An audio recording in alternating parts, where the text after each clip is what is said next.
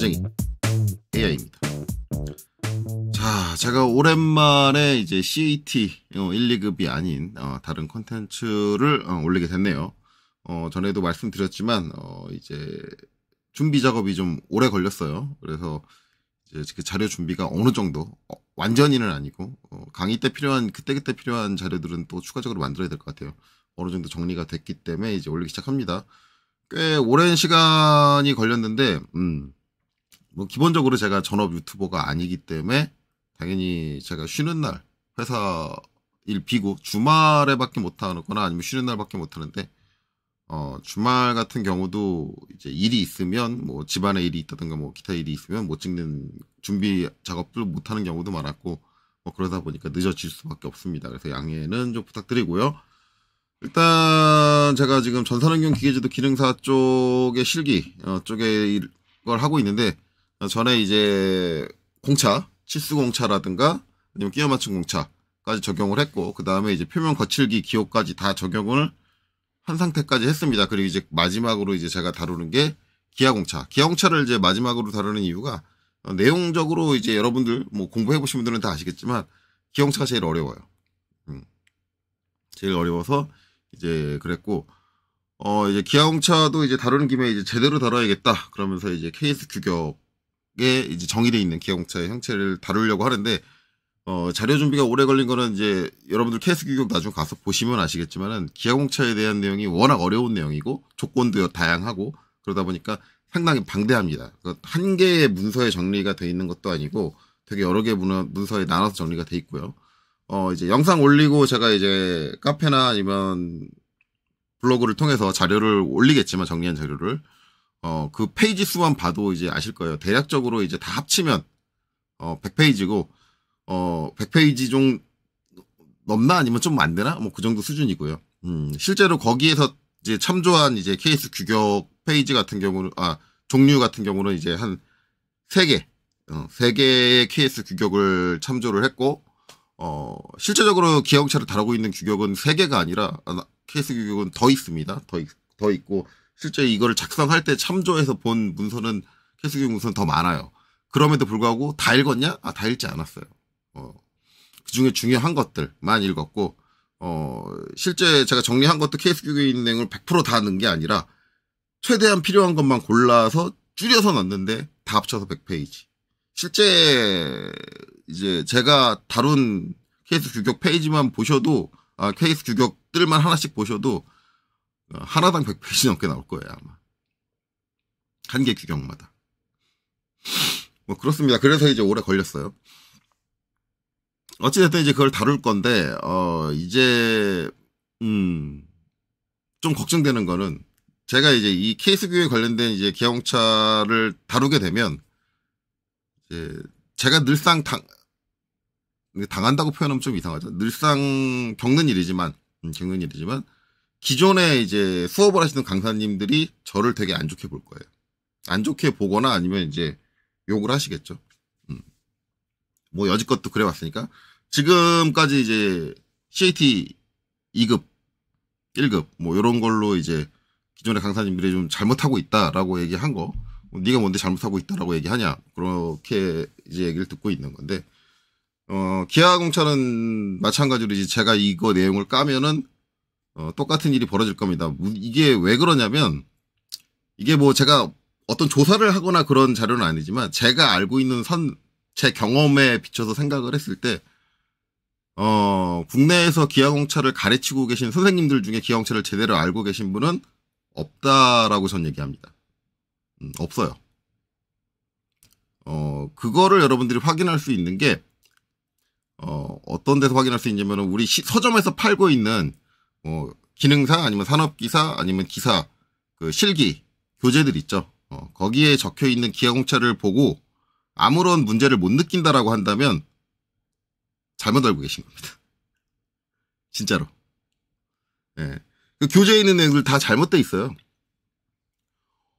그러면은 이제 그 잘못됐다라는 게 아예 근본부터 잘못됐냐? 그게 아니라 기하공차가 다루고 있는 내용들 중에 기본적인 개념. 그러니까 뭐 직진도다 그러면 직진을 표현해 주는 거다. 뭐 평행도다 그러면 평행을 표현해 주는 거다. 그런 기본적인 개념들은 다 맞는데 문제는 기하공차라는 게 우리가 정한 약속이잖아요. 이런 데는 어떻게 표현하기로 한 약속인데 그 약속은 하나도 모르세요. 여러분들이 대부분 알고 있는 기하공차 기호 그리고 데이텀이라는 게 나오는데 데이텀 기호 이 형태들이 잘못된 거냐? 그 형태는 맞아요. 그 형태는 맞는데 그거를 어떤 상황에서 어떻게 쓴다라는 세부적인 부분들이 있는데 그거는 다 잘못 쓰고 있어요. 여러분들이 간단하게 찾아볼 수 있는 게 뭐냐면은 축에 이제 데이텀 붙여주는 게 있는데 그 일반적인 이제 교재에 나와 있는 형태를 보시면 중심선 양 끝에다가 이제 데이텀 기호를 붙여줄 거예요.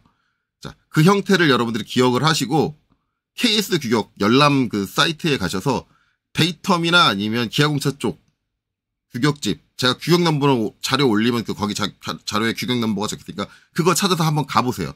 거기에 그런 식으로 작성된 게 단 한 개라도 나오는가? 안 나옵니다.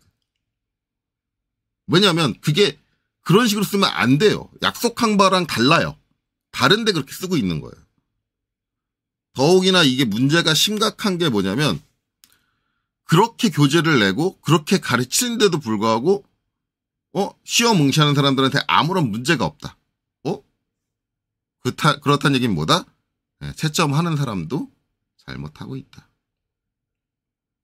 그러니까 채점하는 사람도 기하공차를 제대로 모른다. 그래서 제가 얘기를 할 때는 이제 이게 상업, 실무 계신 분들하고 그 다음에 학업, 교사를 하고 계신 분들하고 이렇게 두 개 분류로 나눠서 이제 얘기를 하는데 교사 같은 경우는 저는 100% 잘못 쓰고 있다라고 얘기를 해요.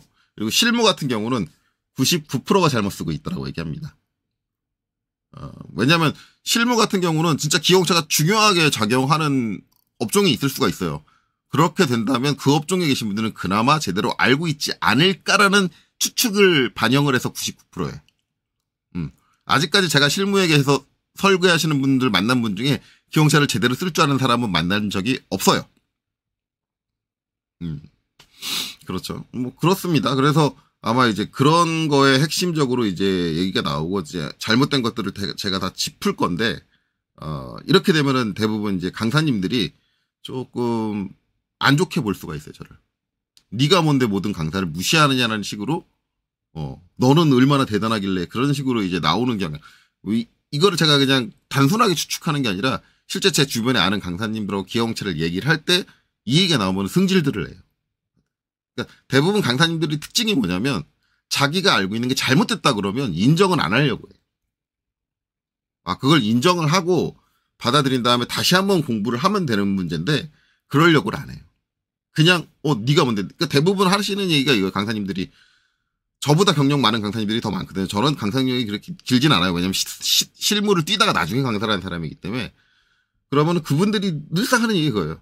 내가 너보다 강의 경력이 10년 이상 많은데 네가 뭔데 내 제도 이론이 잘못됐다고 나를 지적하냐. 강의 경력이 10년이 됐건 20년이 됐건 그거하고 알고 있는 지식이 제대로 된 거하고는 아무런 상관이 없는 거거든요. 근데 항상 강사님들 받을 때 그런 식으로 받아들이더라고요.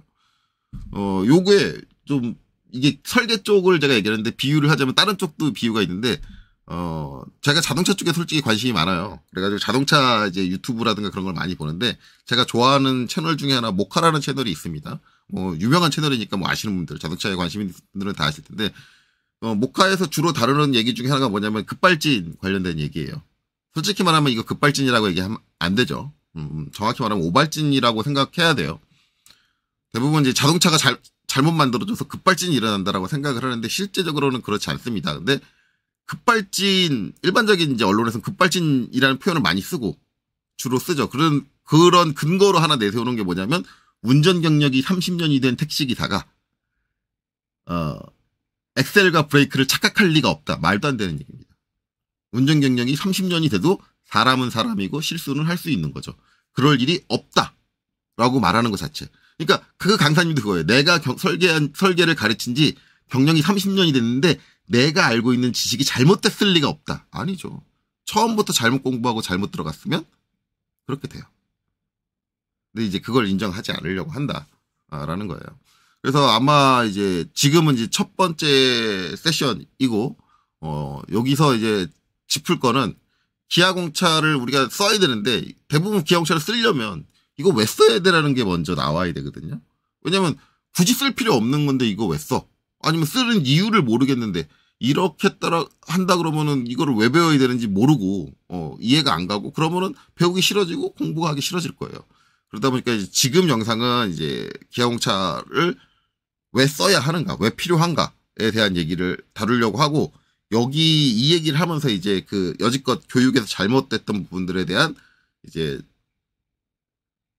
서론이 좀 나올 텐데 이 교육 쪽에서 잘못 가르치고 있는 이유 그리고 지금 거의 대부분 기아공차를 쓰시는 분들이 이걸 잘못 알고 있는 이유 요거는 좀 뒤에 얘기할게요. 왜냐면 이거는 보시기 싫은 분들은 안 보셔도 되니까. 왜냐면 어차피 이건 제 주관적인 얘기고 왜냐면 제가 설계 역사를 얘기를 그러니까 설계 교육의 역사를 얘기를 한다고 하지만 이게 어떤 조사를 통해서 한 게 아니라 이런 시스템 때문에 이렇게 됐을 거다라고 하는 어차피 제 내피셜이에요. 내피셜이니까 저 내피셜을 듣기 싫으신 분들은 안 들으셔도 되니까. 그래서 일단은 사설은 여기까지 하고 일단은 기아공차의 필요성에 대해서 먼저 얘기를 할 거고요. 나는 그냥 지식적인 것만 필요하다. 너의 사설 같은 건 필요 없다라고 생각하시는 분들은 그냥 지금부터 설명하는 요 필요성에 대한 내용만 듣고 보시고 그 뒤에 거는 그냥 보지 말고 넘어가세요. 제가 여기까지가 필요성입니다. 끝났으면 끝났다고 딱 얘기를 해드릴 테니까요. 자, 그래서 이제 일단 기아공차를 우리가 배울 거니까 기아공차가 왜 필요해? 그 전에 우리가 준 거 치수공차, 끼워맞춤 공차 많이 있잖아. 우리 이미 공차를 제어하고 있잖아. 근데 왜 거기서 추가적으로 공차가 더 필요하지? 에 대한 얘기부터 먼저 돼야 될 것 같아요. 자, 어쨌든 이제 이 공차의 필요성을 얘기하려면 이제 설계가 이제 과거 최초 이제 어떤 식으로 이제 우리가 도면을 그리기 시작을 했고 뭐 그런 것부터 얘기가 나와야 되는데 지금 제가 여기 이제 기존에 작성했던 거, 전산응용 기계도 기능에서 작성했던 거 보시면 이제 일반 치수공차 뭐 이런 식으로 이제 치수가 값으로 적혀 있는 치수공차, 그 다음에 이제 끼워맞춤 공차 이렇게 기호로 적혀 있는데 끼워맞춤 공차는 엄밀히 말하면 치수공차의 일부분입니다. 저것도 수치적으로 있는 거죠. 대신에 이거는 이제 끼워 맞춰지는 상황에 맞춰서 좀 정리돼 있는 거예요. 그래서 기호 형태로 쓴다. 그런 차이고 어쨌든 둘 다 치수공차다. 이런 치수공차를 통해서 어떤 정밀도를 제어한다라는 부분이에요. 우리가 이제 처음 그러니까 이게 이제 뭐 인류라고 얘기하면 너무 장엄하고 어쨌든 우리가 도면이라는 거를 처음 사용하기 시작했을 때 사람들이 뭐 저희가 태어나기 이전이었겠죠. 훨씬 이전 시대에는 아마도 이 도면의 형태는 여러분들이 흔히 알고 있는 CAT 2급의 형태. 거기에는 뭐 공차라든가 그런 게 안 적혀 있죠. 그냥 전체적인 치수. 그냥 여기서부터 여기까지 그 길이가 얼마야? 뭐 이 면의 거리는 얼마야? 뭐 이런 거밖에 안 적혀 있잖아요. 거의 대부분 그 형태였을 거예요. 그 형태를 보고 이제 제작을 했겠죠. 제작을 하는데 어차피 이제 제작을 할 때 공차가 필요한 이유는 우리가 이제 뭐 길이가 여기 써 있는 것처럼 90mm다. 그러면 90mm에 딱 맞춰서 못 만든다고 했잖아요. 옛날 사람들은 그렇게 생각 못 했을 거예요. 90mm면 90mm 맞춰야지. 그러니까 정밀도라는 개념 자체가 없었죠. 그렇게 해서 제작을 했는데 실제 이제 조립이 되는 부분을 조립을 해보면 조립이 잘 안 되더라. 왜? 치수가 딱 맞지 않으니까. 이런 문제가 발생을 했을 거예요. 그래서 최초에는 어떻게 했냐. 이거를 공차로 표시를 한 게 아니라 좀 안 맞으니까 사람이 갈아요. 손으로. 좀 안 맞네? 갈아야지 뭐. 그래서 뭐 사퍼 같은 걸로 좀 간다든가 아니면 뭐 좀 깎아낸다든가 뭐 그런 식으로 해서 약간 치수를 좀 줄이고 다시 조립해보고 줄이고 조립해보고. 그래서 이제 옛날에는 어떤 제품을 만들려면 뭐가 필요했어요? 장인이죠. 장인이 필요했어요. 장인이 필요했던 이유는 이 공차값을 정확하게 맞추는 행위. 그러니까 어차피 사람의 감각에 의존을 했단 말이에요. 왜냐면 그걸 정밀하게 제어해줄 수 있는 기계 장치가 없었기 때문에 사람의 감각에 의존했어야 되는데 사람의 감각에 의존하게 되면 뭐예요? 잘하는 사람이 있고 못하는 사람이 있다.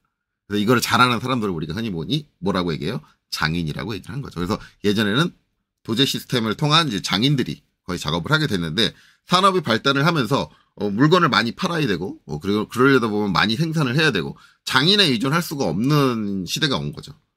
대량으로 생산을 해야 되니까.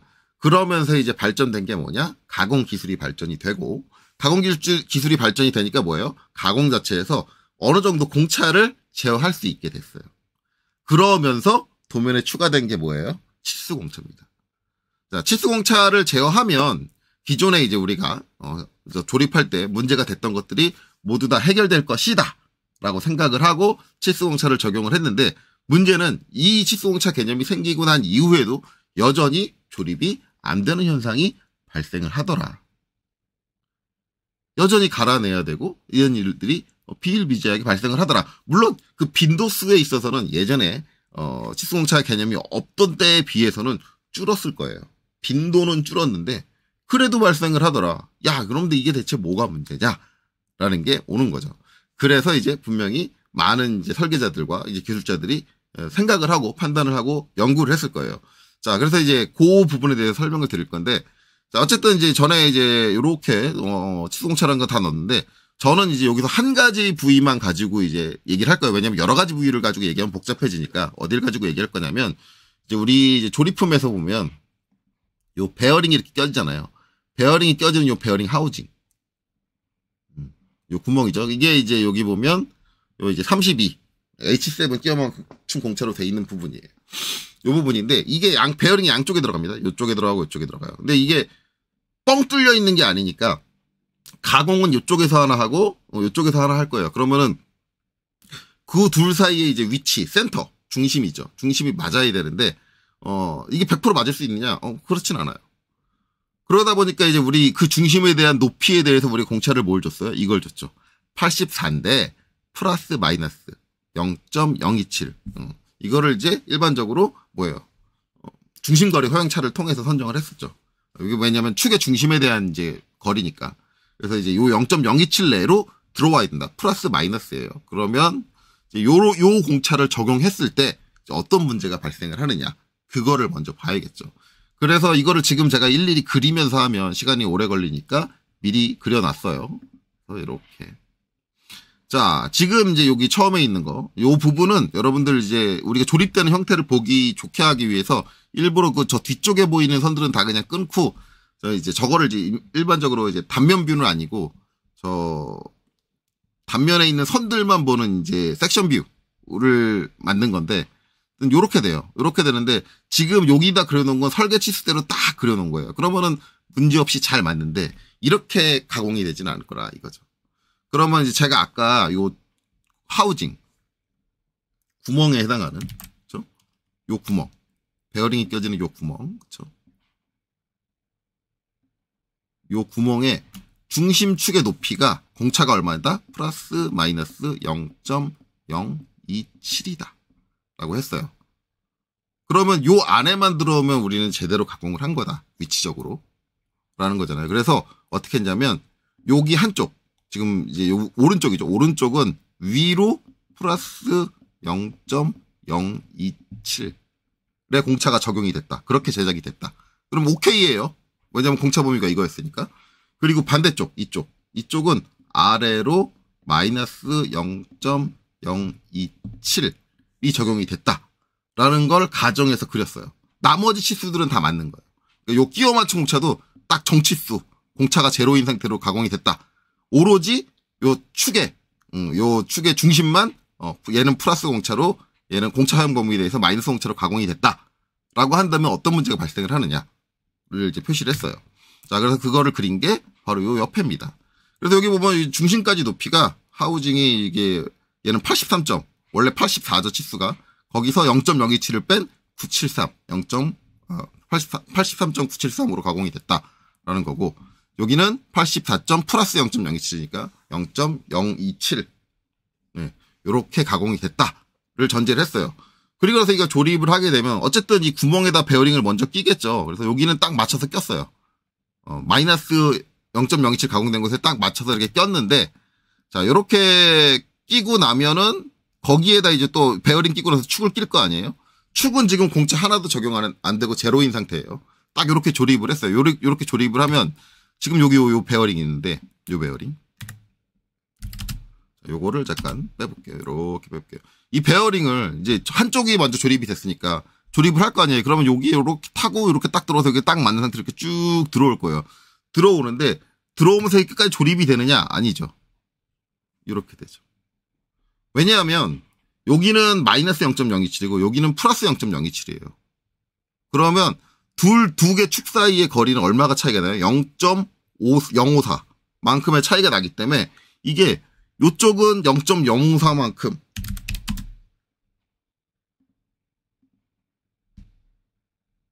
소수점짜리 두째 자리까지라고 표현돼서 저렇게 돼 있는 0.5로 나오는 0으로 나오는데 0.053만큼 갭이 남는데 못 올라가죠. 왜 못 올라가요? 축이 밑으로 0.054 다운된 상태로 조립이 돼 있고 그거는 이쪽에 의해서 이미 고정이 돼 있으니까 저 축을 올릴 수 있는 방법이 없어요. 그렇게 되면 어떻게 돼요? 조립이 안 되더라. 왜? 왜 걸리니까. 이렇게 걸려버리니까. 이 얼마만큼 걸리겠어요? 당연히 0.054만큼 걸리겠지. 이런 일이 발생을 하더라. 이런 일이 발생을 하니까 이게 0.054니까 되게 작은 값이니까 결국은 이제 저것 때문에 뭐가 발생을 해요? 저걸 이제 만치로 강제로 때려서 잘 안 들어가니까 그렇게 조립할 수도 있겠죠. 조립하게 되면은 뭔가 끼이는 현상이 발생을 하더라. 이렇게 되는 거예요. 자, 이거는 이제 극악의 형태를, 최악의 형태를 이제 표현을 한 거잖아요. 자, 근데 공차라는 게 어차피 이제 요 축간거리만 적용되는 게 아니라 다른 데 제작할 때도 공차 값들이 조금씩 차이가 난단 말이에요. 그래서 실제적으로 이렇게 가공이 된다고 해도 아예 조립이 안 되지는 않아요. 그래서 요번에는 축이 요 베어링에 껴지는 요 축 부분 있죠, 요거. 베어링에 껴지는 요 축 부분에 갖고 있는 공차에서 가장 축이 조그맣게 가공되는 형태를 했어요. 나머지 조건은 그대로 두고. 자, 그래서 지금 보면 본체에서 이 양쪽이 0.027만큼 차이가 날 때, 여기 이제 베어링에 껴지는 요 축직경. 이거 이제 끼워 맞춤 공차로 하면 이제 여러 가지로 표현할 수 있는데, 가장 일반적인 이제 JS5. 15파이의 JS5다. 뭐 요거 이제 공차값 선정하는 건 나중에 저희가 축 그릴 때 다시 한번 얘기할 거예요. JS5 조건을 가지고 했어요. JS5 조건을 하면 어떻게 되냐면, JS5가 이제 일반적인 끼워 맞춤 공차랑은 좀 특이한 게 JS 계열은 플러스 마이너스 값을 가져요. 그리고 요 뒤에 이제 JS5라고 그랬잖아요. JS5, 저 IT 공차 5등급을 그대로 따릅니다.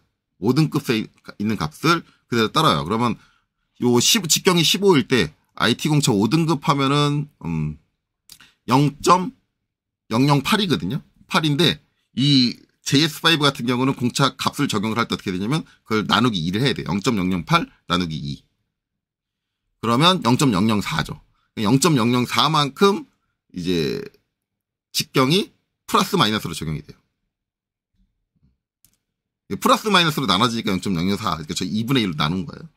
그래서 된다. 그래서 이게 원래 15파인데 이게 가장 축 직경이 작은 형태로 가공이 된다고 하면 14.96으로 가공이 될 거다. 얘는 가장 조립되기 좋은 상태가 된 거예요. 축 같은 경우는. 상당히 여유롭게 조립되겠죠. 헐거워지니까. 자, 그럼 이렇게 되면 이제 여기 이제 센터 안 맞는 거. 이게 해소가 되느냐? 해소가 안 되죠. 왜냐하면 센터가 0.027이니까 이걸 합산하면 0.054였잖아요. 근데 얘는 얼마예요? 0.04예요. 얼마가 모자라요? 1.4가 모자라요. 그래서 마찬가지로 이제 여기다 끼는데 이게 이제 직경이 약간 차이가 나니까 축직경이 약간 차이가 나니까 이렇게 갭이 떠요. 갭이 뜨는 상태예요. 이제 원래 얘한테 처음에 조립을 할 때는 이제 아래쪽이 딱 이렇게 닿게 조립을 하겠죠. 중력이 작용을 하니까 이렇게 조립이 되는데 그 상태에서 이제 반대쪽 얘를 끼려면 얘가 아래쪽에 머물고 있으면 당연히 이전하고 똑같이 못 낄 거 아니에요. 그러니까 얘를 요 베어링을 이 축에 맞추려면 얘가 올라와 줘야 돼. 그러면 얘가 얼마만큼 올라와 줄 수 있느냐? 여기죠, 여기. 요만큼. 지금 상태에서 요만큼. 0.04만큼 올라올 수 있는 거고. 그쵸? 0.04만큼 올라올 수 있는 거고, 그 0.04만큼 얘를 올려주는 거잖아요. 그리고 0.04. 올려주면 이제 요 축도 올라올 테니까. 그쵸? 이쪽 축이 올라올 테니까 올라오는데 그게 0.04만큼 올라오면 얼마가 모자란다? 0.014만큼이 모자란다. 그래도 아직 0.04를 더 올라와줘야지 베어링을 끌 수 있다. 그래서 이렇게 올라온 상태에서 베어링을 딱 여기 아래쪽에 맞닿게 붙여가지고 쭉 밀어 넣어도 여전히 이렇게, 그쵸? 갭이 생기죠.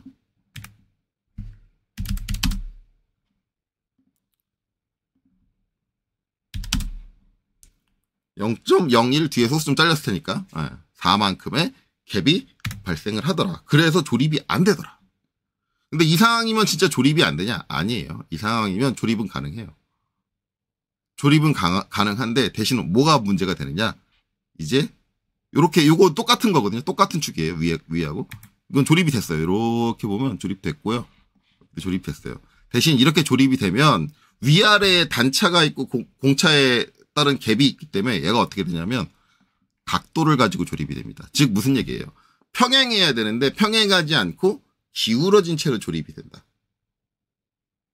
이런 문제가 발생하는 거죠. 그래서 얼마만큼 더 기울었냐? 0.056도. 대략 0.06도만큼 얘가 기울어져서 조립되더라. 라는 일이 발생을 하는 거죠.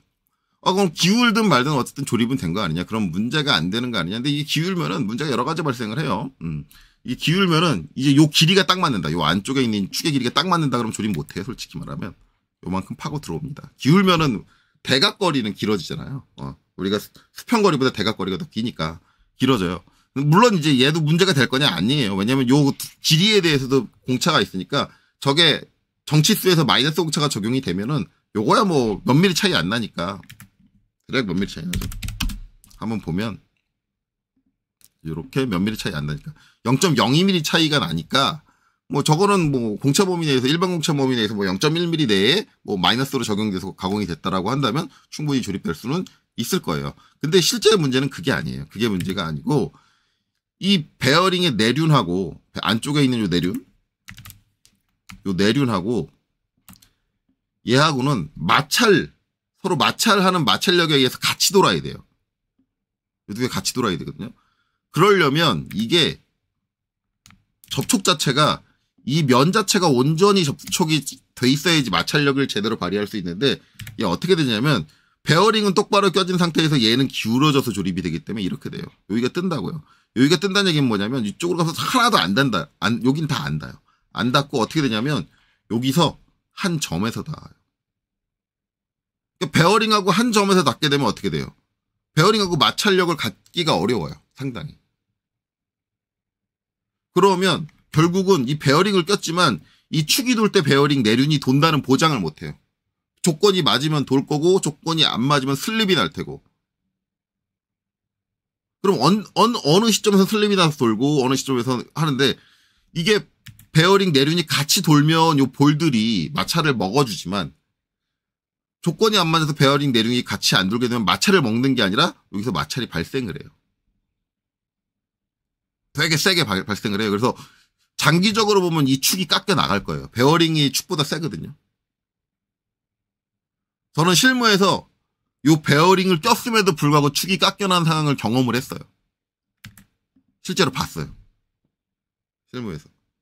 그렇게 돼요. 현장 사람들도 야 이런 경우 난 처음 본다라고 하는데 그 처음 보는 경우를 저는 봤어요. 어떻게 베어링을 꼈는데 축이 저렇게 베어링에 의해서 갈려나갈 수가 있냐 막 그렇게 얘기를 하는데 그런 것들이 뭐예요? 우리가 어떤 이런 공차라든가 이런 것들을 잘못 적용을 해가지고 잘못 제작된 것들 잘못된 개념을 가지고 접근을 해가지고 한 거예요. 실제적으로 그때 당시 큰 원인은 우리가 이제 설계적으로 봐야 되는 가장 기본적인 원리를 무시하고 어떤 거를 제작을 해서 그래요. 근데 이거를 일반적으로 이제 현장에 계신 분들이 현장 경험이 많다 보니까 자기네들이 알고 있는 그냥 어떻게 보면 이제 민간요법 같은 개념이죠. 그런 그냥 상식으로 해결을 하는데 잘못된 접근이에요. 걔가 솔직히 말하면 그렇게 갈려나간 거는 설계적인 근본 개념을 벗어나서 뭔가를 해서 그래요. 저는 그 원인을 알고 있는데 그 원인을 얘기를 해도 그분들이 받아들이질 않아요. 이게 그러니까 실무에 계신 분들도 어떻게 보면은 강사님들하고 좀 비슷한 부분이 좀 있긴 하네요. 네. 자, 그렇게 받아들이지 않는데 이런 것들이 발생을 하면 근본적인 이 기초 원리부터 다시 한번 뒤집어 볼 필요가 있어요. 자, 어쨌든 우리가 치수 공차를 다 주었음에도 불구하고 그것만 가지고는 조립될 때 발생되는 모든 상황에 안 맞는 부분들을 뭐 낀다든가 그런 부분들을 해소할 수 없다. 그리고 지금 요 각 틀어진 거 되게 미세한 거거든요. 각이 0.05면 이게 거리로는 뭐 1000분의 1? 뭐 그 정도 수준밖에 차이가 안 나는 거거든요. 되게 미세한 차이가 나는 거거든요. 그러니까 이런 자세, 형태나 자세에 관련된 것들은 우리가 알고 있는 치수 공차의 개념보다 좀 더 제품이 민감하게 반응을 한다. 더 낮은 공차값에서 반응을 하더라. 이거를 제어해 주려면 저런 형태나 자세에 관련된 국부적인 부분에 좀 더 타이트한 공차 관리가 필요해요. 이거를 이제 설계하는 사람들이 깨달은 거죠. 아, 저런 게 필요하구나. 근데 이제 이때까지는 저런 부분, 저런 형태라든가 각도라든가 자세라든가 이런 것들에 대한 것들을 우리가 제어해 줄 수 있는 도면적인 약속이 없었어요. 그래서 이때는 이걸 처음 발견했을 때 어떻게 했냐면 대부분의 설계자들이 주서의 형태로 써요.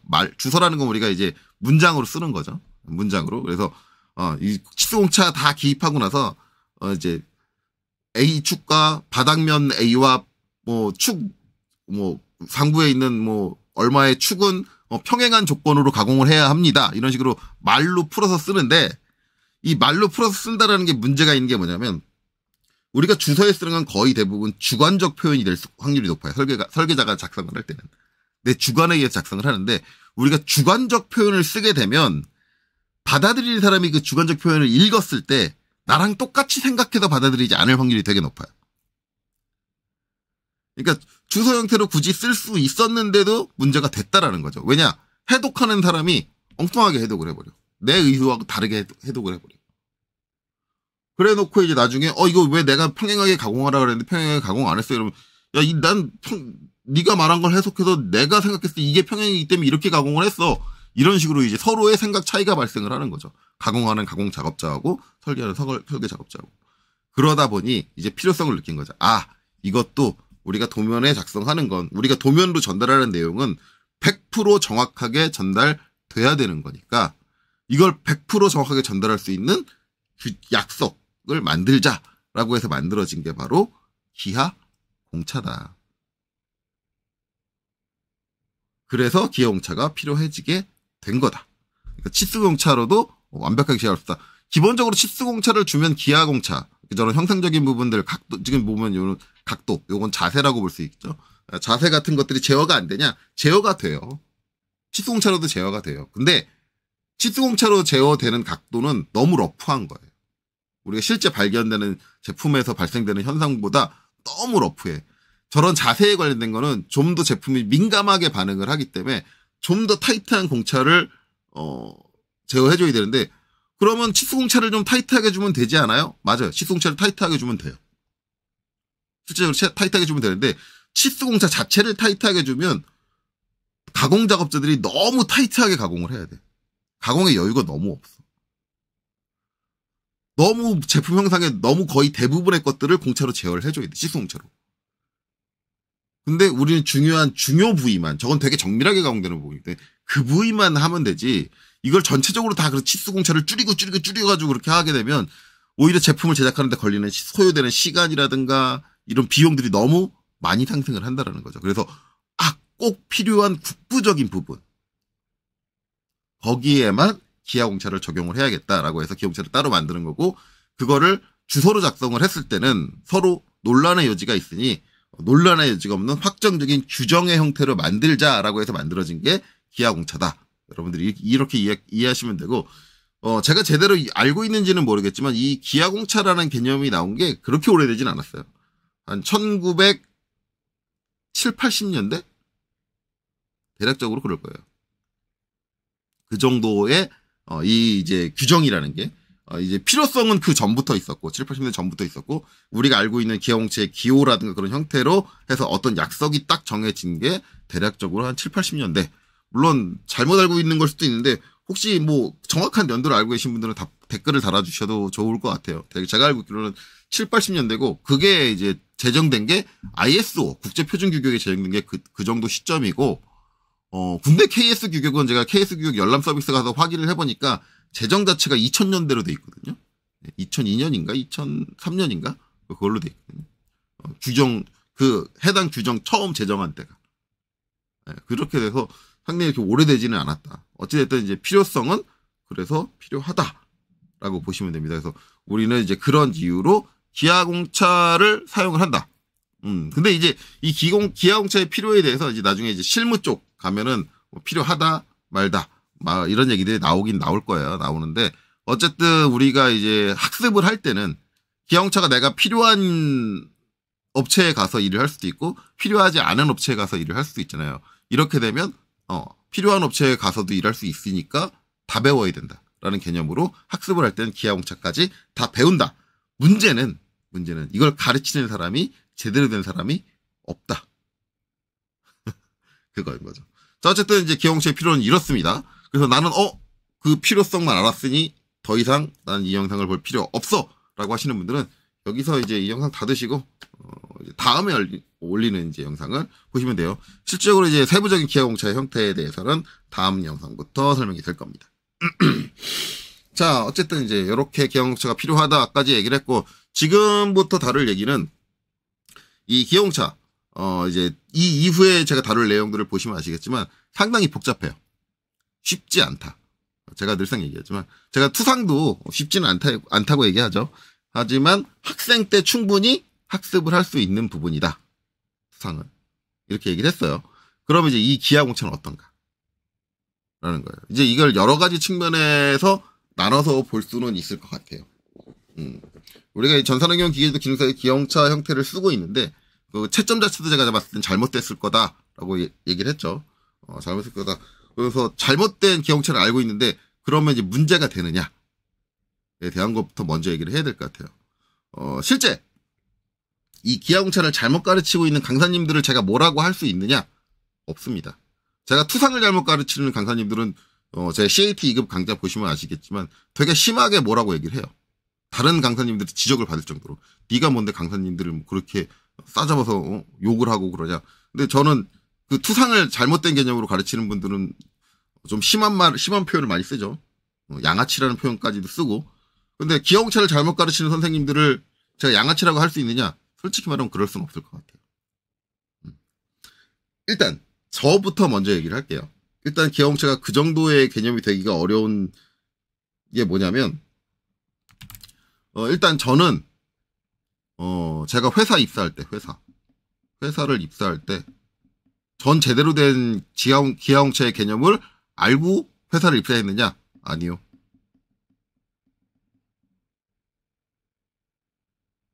저 회사 입사할 때는 지금 잘못 가르치고 계신 선생님들이 알고 있는 그 정도 수준, 그 수준으로 해서 회사를 입사를 했습니다.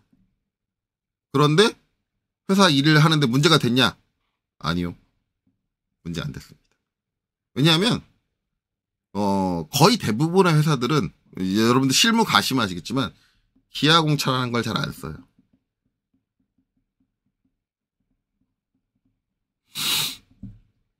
잘 안 써요. 일반적으로 기하공차가 들어가는 수준의 도면을 만드는 회사들은 매우 높은 수준의 정밀도를 요구하는 제품을 취급하는 경우가 많아요. 그런 회사를 갈 때는 그러면 기하공차에 대해서 디테일하게 알아야겠네요. 물론 당연히 디테일하게 알고 계시는 게 좋은데 이 매우 높은 수준의 기하공차를 다루고 있는 회사 같은 경우도 거의 반복되는 형태, 반복적 형태. 포맷이 정해져 있어요. 기하공차를 쓰는 포맷이. 그 회사에. 그래서 그 포맷만 외우면 거의 쓸 수 있는 경우가 거의 대부분이에요. 그러니까 수시로 바뀌는 상황에 대해서 기하공차를 사용을 하는 업체는 국내에 아마 그렇게 많지 않을 거예요. 아예 없다라고는 말을 못 하겠는데 그런 데가 있을 수도 있죠. 근데 그렇기는 되게 어렵다. 그렇기 때문에 이런 부분들은 회사에 가서 입사하고 나서 학습을 해도 회사에서 이제 선배들을 통해서 학습을 해도 문제가 안 된다. 또 한 가지는 내가 기하공차를 제대로 모르는 상태, 지금 제가 학원에서 알고 있는 엉터리 기하공차를 배워가지고 회사를 가면 상사한테 혼나냐? 그쵸? 중요한 건 이거잖아요. 상사가 뭐라고 하느냐? 아니요. 왜냐하면 이 상사도 기하공차를 잘 몰라요. 거의 몰라요. 제가 얘기했잖아요. 아까 실무에서도 99.9%는 엉터리. 기하공차를 알고 있다. 라고 말씀을 드렸잖아요. 그러니까 본인도 잘 모르는데 누굴 나무랍니까? 그래서 실무에 계신 분들, 저도 실무 때 마찬가지였어요. 제 밑에 애가 기하공차를 잘 모른다 그러면 학생 때는 기하공차를 잘 모르는 게 당연하지. 라고 이렇게 받아들인 것 같아요. 그래서 기하공차가 필요하게 되면 걔한테 그냥 기하공차의 개념을 다시 얘기를 하는데 다시 얘기를 하는 저도 수준이 높지 않았다. 저도 엉터리. 그러니까 저도 회사 다닐 때는 지금 강사님들이 가르치는 그 엉터리 개념을 가르쳤어요. 밑에 직원한테. 기하공차가 필요해지면. 그게 잘못된 거를 전혀 몰랐어요. 대부분 실무는 그렇게 돌아가요. 그러니까 이 기하공차의 개념을 그 강사님들이 가르치는 엉터리 개념으로 배워서 실무에 가서 문제가 생길 확률은 그렇게 높지 않다.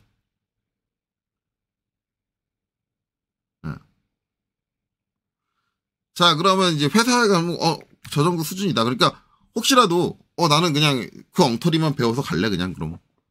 그렇게 배워가서 문제 안 된다니까. 라고 하시는 분들은, 요 뒤에 제가 다루는 기하공차 내용도 솔직히 말하면 안 보셔도 상관은 없어요. 그냥, 다른 유튜브 찾아가지고, 다른 강사님들이 가르치는 기하공차, 되게 간단하게 가르치거든요. 보고 배우시면 돼요. 그거 배우시고 가셔도 문제는 안 될 거예요. 왜냐면 지금 실무에 계신 분들도 어차피 그렇게 배웠어요. 그게 맞는 건 줄 알아요.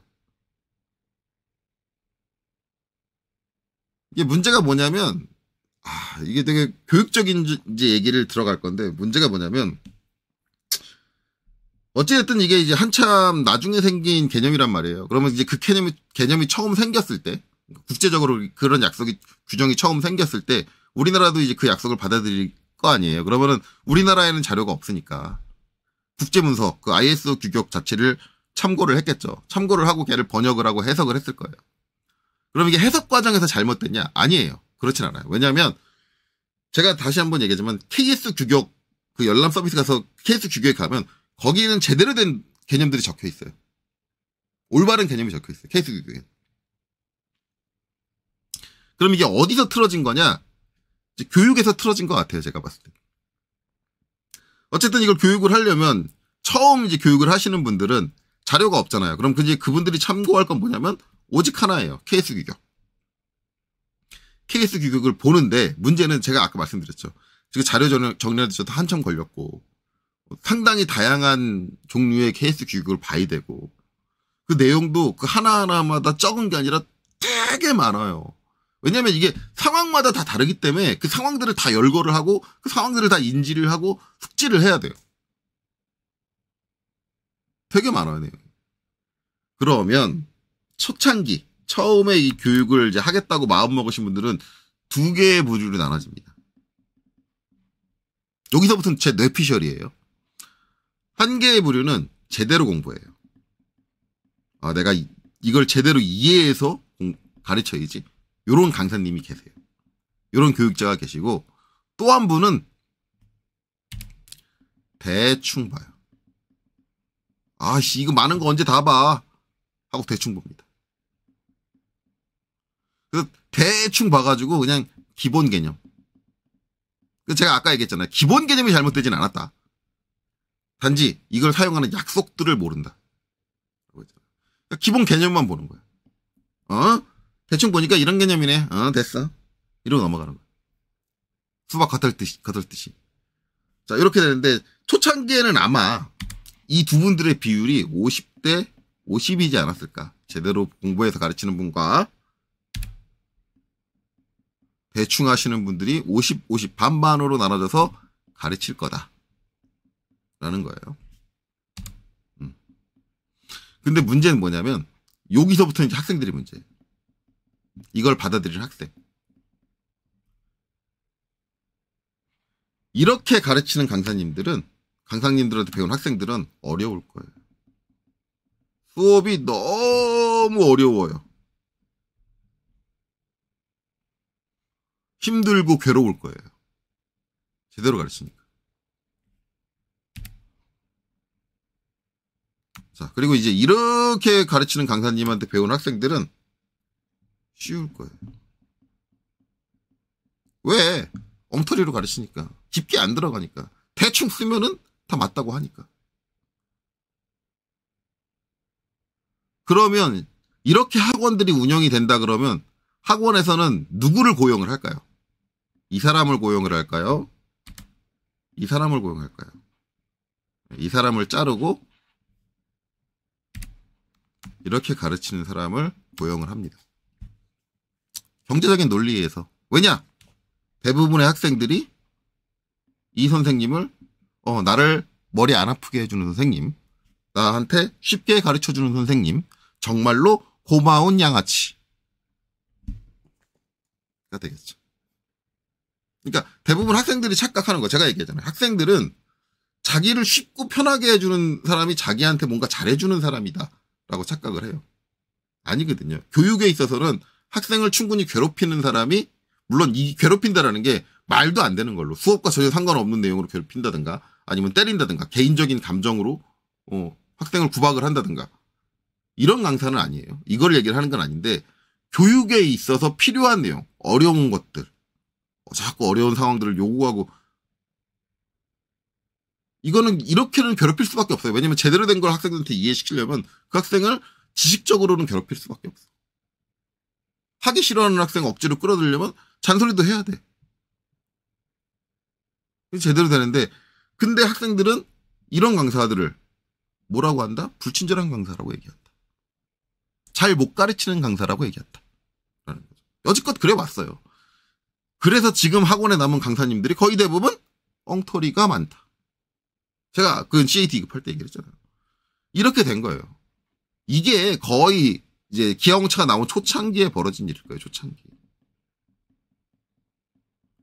그러면 지금 남아있는 학원 강사님들은 뭐냐? 이렇게 가르치는 강사한테 배운 학생들이다. 지금 강사가 이 강사들한테 배운 학생들이 남은 거예요. 이 학생들이 다시 똑같이 가르치는 강사가 돼버린 거야. 근데 이 학생들은 죄가 없어요. 왜? 이렇게 배웠어. 이게 맞는 거라고 배웠어. 한 번도 이게 틀렸을 거로. 아니, 학원 강사가 나한테 잘못된 지식을 전달했을 리는 없겠지. 학교 선생님이 나한테 잘못된 지식을 가르쳤을 리는 없겠지. 당연히 누구나 그렇게 생각할 거예요. 이거는 저도 실제로 회사 갈 때까지 그렇게 생각을 했어요. 그러니까 제가 지금 잘못 가르치고 있는 강사님들을 뭐라 할 수 없는 게, 그 강사님도 이런 피해를 본 피해자다. 물론 그거를 그 강사님들이 강사의 이제 좋은 강사와 나쁜 강사 잘못 구분해서 발생된 일이긴 하지만, 어찌됐든 잘못된 강사한테 배워서 이런 일이 발생을 했더라. 그러니까 제가 지금 요 얘기 나오면서 다시 한번 얘기를 하지만, 여러분들이 나중에 교육기관, 저는 자꾸 교육기관 가는 걸 권장을 해요. 교육기관을 가시는데 지식적으로 나를 괴롭게 하는 강사님들을 안 좋게 보시면 안 돼요. 지식적으로 나를 너무 쉽게 해주는 강사님을 좋게 보시면 안 돼요. 충분히 어려운 개념을 다루고 있는 학문이고, 그러다 보면 나는 충분히 지식적으로 어려울 수가 있어요. 그리고 어려운 상황에 당연히 봉착할 수밖에 없어요.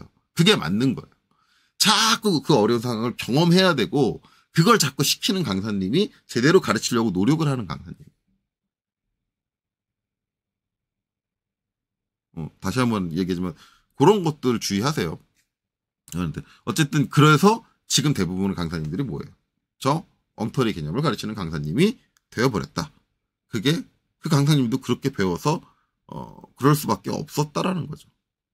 그래서 제가 이거 가지고 이제 강사님이 뭐라고 하는 못할 것 같은데, 한 가지 이제 아쉬운 점, 이제 기존의 강사님들한테 조금 아쉬웠던 점은, 저는 이제 실무하다 갑작스럽게 강사를 하게 된 사람이니까 라고 하는데, 저는 이제 강사를 처음 시작을 하겠다고 마음을 먹었을 때 갖고 있었던 생각이, 제대로 가르쳐야 된다. 왜냐하면 저는 학생들한테 뭘 받아요? 돈을 받아요. 제가 받는 강의료는 학원에서 준다? 결국 그 학원 뭐예요? 학생들한테 돈 받아가지고 그 돈 중에 일부를 저한테 주는 거 아니에요. 즉 저는 학생들한테 돈을 받은 거예요. 그러면 내가 학생들에게 돈을 받았다고 한다면 나는 제대로 가르쳐야 된다. 라고 저는 생각을 했고요. 제대로 가르쳐야 된다는 포커스를 가졌을 때 제가 제일 처음에 했던 생각은 뭐냐면, 여지껏 내가 알고 있는 지식이 과연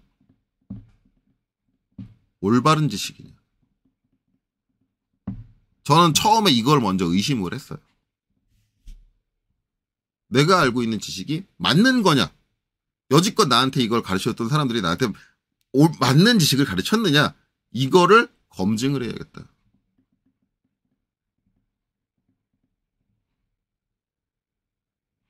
그래서 저는 소프트웨어 사용법 이것도 처음부터 다시 공부했고요. 그것도 기존의 서적에 의존하는 게 아니라 제가 일일이 캐드에 있는 명령들이랑 그런 것들을 분해해보고 거기 있는 옵션들을 다 실행을 해보고 다 어떤 동작을 하는지 어떤 반응을 보이는지를 다 연구하고 확인을 해서 반드시 다 검증을 하고요. 첫 번째로 했던 게. 그 다음에 설계 지식.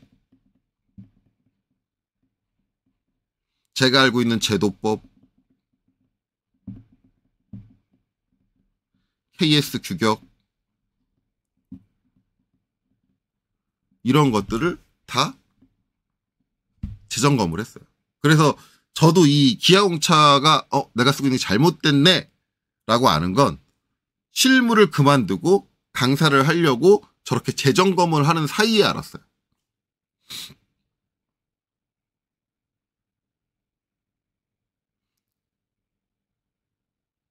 그리고 이제 이 기아공차 잘못된 거를 제가 그러면 학원에 있을 때 가르쳤냐? 못 가르쳤어요.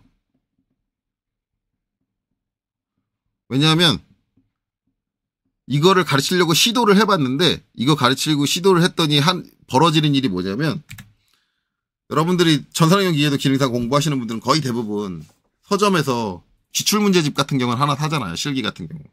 왜냐면 거기 문제 여러 가지 풀어봐야 되니까. 제가 기아공차를 기입을 하면 전부 다 거기랑 다르게 나와요.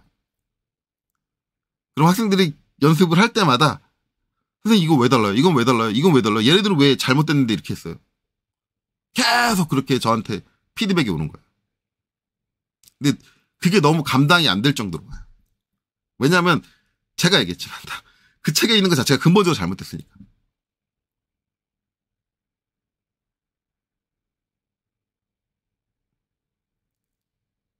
그래서 어쩔 수 없이 학원에 있을 때는 거기에 맞춰서 수업을 했었어요. 이게 맞는 개념은 아닌데 이렇게들 해. 이런 식으로 수업을 했어요.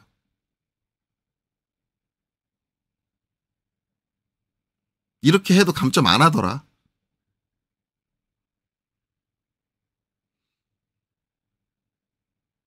한계죠.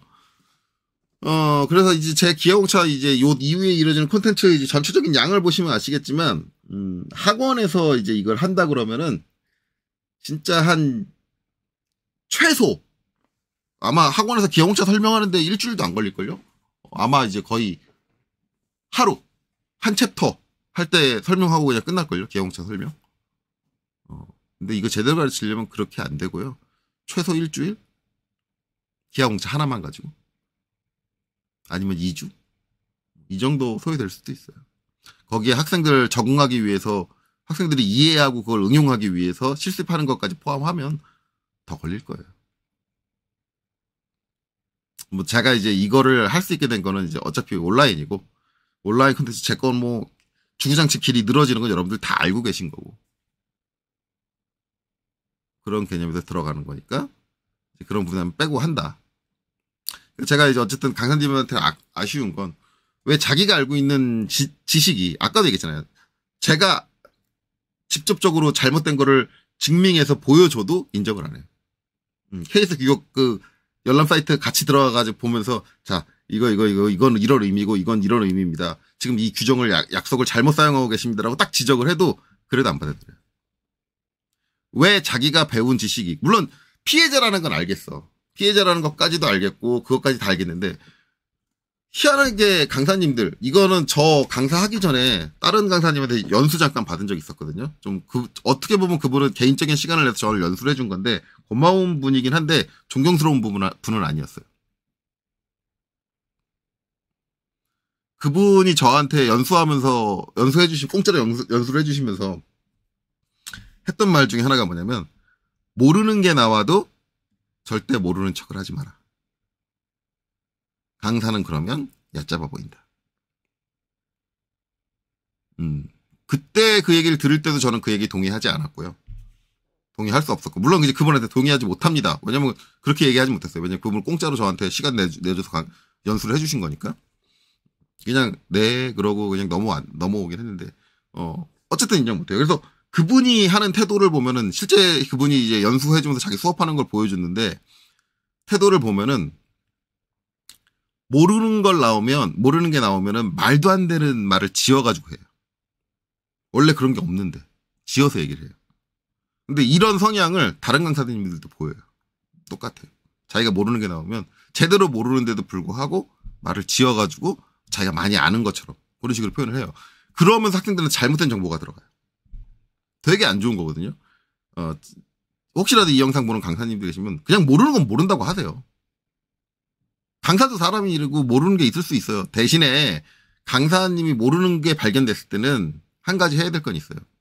그 모르는 거에 대한 학습. 그래서 저는 수업했을 때 어떻게 했냐면 실적으로 모르는 걸 질문하는 학생들이 있어요. 그러면은 제가 그 분야는 안 해봐서 잘 모르겠습니다. 그런데 며칠 동안 제가 한 연구를 해보고요. 그 부분에 대해서 제가 알게 되는 게 있으면 그거는 추가적으로 설명을 드리겠습니다. 만약에 그만두실 때까지 제가 그걸 못 알게 되면 죄송하지만 못 알려드릴 수도 있습니다. 전 이렇게 했어요. 전 그게 맞다고 생각을 해요. 모르는 건 모르는 거지. 물론 다행스럽게도 이제 그때 그런 모르는 부분을 질문했던, 왜냐면 제가 일을 안 해봤던 분야에서 사용하는 기법들을, 플랜트 쪽이었거든요. 플랜트 쪽 기법들을 일반적으로 ISO 드로잉에 관련된 거였는데, 거기에서 이제 실무에서 직접적으로 사용하는, 그리고 이제 ISO용 캐드는 좀 달라요. 물론 오토캐드 가지고도 ISO를 할 수 있는데, 애당초 오토캐드에서 그 ISO용, 플랜트용 캐드가 따로 있어요. 오토캐드 플랜트라고. 그렇게 나올 정도로 아예 분야가 다 다르게 정해져 있어서, 그럼 그분한테 이제 추가적으로 조사를 해서 오토캐드 플랜트라는 소프트웨어에서 알려드리고, 이걸 사용하면 좀 편하게 할 수 있습니다. 그리고 이제 거기에 대한 전반적인 사용하는 룰들 해서, ISO에서 많이 사용하는 기호들도 제가 다운로드 받아서 제공해드리고, 그런 식으로 했어요. 그러니까, 모르는 건 모른다고 인정을 하고, 추가적인 학습을 해서 보충을 해드리면 되는 부분인데, 당장 나 거기 무시당하기 싫다라고 해서, 모르는 걸 아는 것처럼 없는 말을 지어내가지고 그런 식의 태도를 보이는 강사님들 되게 안 좋고요. 이런 게 강사님들한테 일반화되어 있다 보니까 대부분의 강사님들이 당신이 알고 있는 거 잘못됐어라고 얘기를 하면은 승질부터 내요. 내가 강사 학력이 몇 년인데. 그리고 받아들이려고 안 해요. 그러지는 않았으면 좋겠어요. 자, 그래서 제가 솔직히 말하면 지금 이 콘텐츠를 하면서 바라는 건 뭐냐면 지금 강의하시는 강사님들의 전반적인 이제 지식에 대한 재점검이 좀 필요하다. 그리고 특히 기아홍차에 대한 재점검. 그래서 이 영상을 통해서 기존의 그 잘못된 방식이 아닌 제대로 된 기아홍차를 수업하시는 강사님들이 생겼으면 솔직히 좋겠어요. 하나는 그거고 또 하나 바라는 건 혹시라도 국가자격 시험 그 채점하시는 분들은 지금 서적에 잘못되어 있는 표현들을 제가 그걸 맞게 채점하시는지 틀리게 채점하시는지 제가 채점하는 걸 참관하지는 못했으니까 모르겠는데 혹시라도 지금 서적에서 다루고 있는 그 잘못된 표현들을 만약에 맞다라고 채점을 하고 계시다면 앞으로는 틀리게 채점해 주시길 바라요. 잘못된 거예요. 그거, 엄연히. 가장 대표적인 거 제가 시작할 때 얘기했죠. 요 축의 기하공차 붙일 때 중심선 양 끝에 데이터 붙이는 거. 그거 잘못된 거예요. 그렇게 하면 안 돼요. 제가 채점한 거고 저 칼같이 감점해요. 말도 안 되는 거예요. 어떻게 기형체를 그렇게 쓸 수가 있어요. 근데 저도 강사를 하려고 시도하기 전까지는 그게 맞는 건 줄 알았어요. 왜? 그렇게 배웠으니까.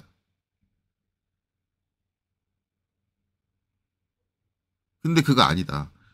데이텀의 의미를 잘못 알고 있는 거예요. 데이텀은 그렇게 못 붙여요. 뭔 소리예요? 강사님들한테 제가 그 얘기하면 어떻게 얘기하냐면 아니 이 중심이 데이텀인데 물론 중심이 데이텀인 건 맞아요. 근데 이건 도면에서고 우리가 기하공차를 표현하는 건 실물에서 측정 가능하고 표현이 가능해야 돼요. 그럼 실물이 이 중심선을 갖고 있냐 이거지. 안 갖고 있어요. 실물은 이 중심선을 절대 안 갖고 있어요. 저 중심을 유추할 수 있는 형상만을 갖고 있어요. 그것도 그 형상을 지금 보면 직경이 다양하잖아요. 이직경, 그 다음에 여기는 이직경, 여기는 이직경이 있는데 어느 직경을 가지고 그 중심을 유추했느냐에 따라 공차의 바운더리가 다 달라져요. 그런데 중심선에다 데이터를 붙여놓으면 대체 이직경을 가지고 지금 공차를 중심을 잡으라는 거야? 이 직경을 가지고 중심을 잡으라는 거야? 이 직경을 가지고 중심을 잡으라는 거야? 얘를 가지고 중심을 잡으라는 거야? 얘를 가지고 중심을 잡으라는 거야? 표현이 안 된다고. 무슨 얘기예요?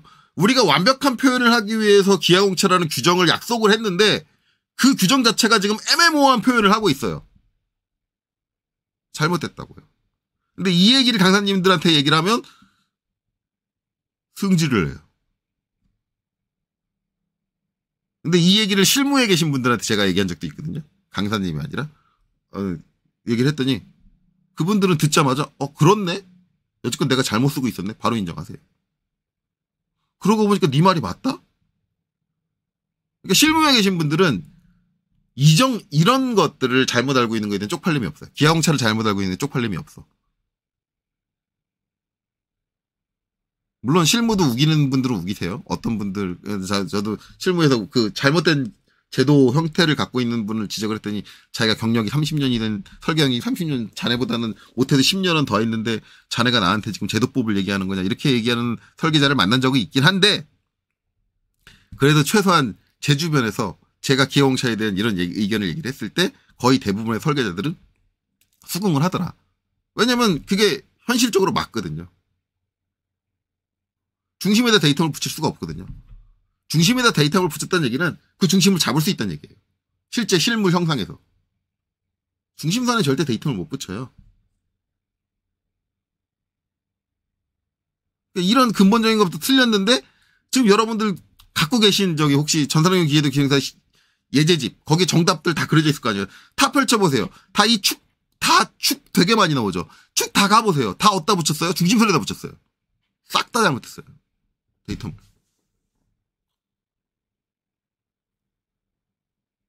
근데 이제 그게 그 책을 쓴 사람의 잘못이냐? 그 책을 쓴 사람도 그렇게 배웠겠지.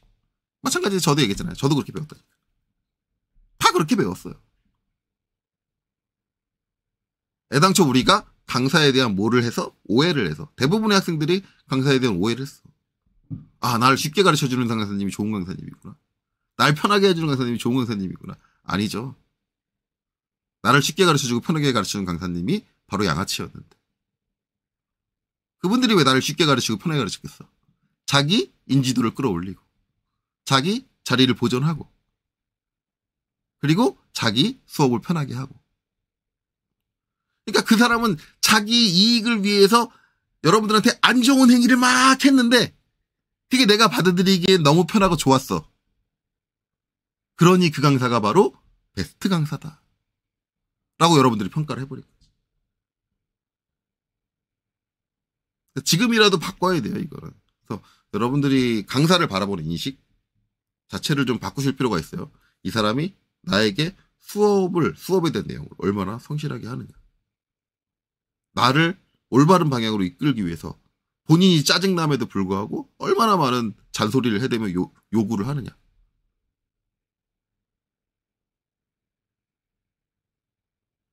여러분들을 올바른 방향으로 이끌 생각이 없으면 여러분들은 잔소리를 할 필요가 없어요. 강사가. 뭐하러 해요? 잔소리하면 강사만 피곤해요. 난 도면 대충 그릴래요. 나 뭐 대충 그려? 그게 강사가 편하지. 나 도면 대충 그려. 야, 너 그런 자세로 도면 그리면 안 돼. 그러면 학생 반발이 올 거 아니야. 강사 입장에서 여러분들이 강사라고 생각해보세요. 어느 게 더 편하겠어요? 그래, 너 하고 싶은 대로 해. 내 깔겨두는 강사가 훨씬 편해요.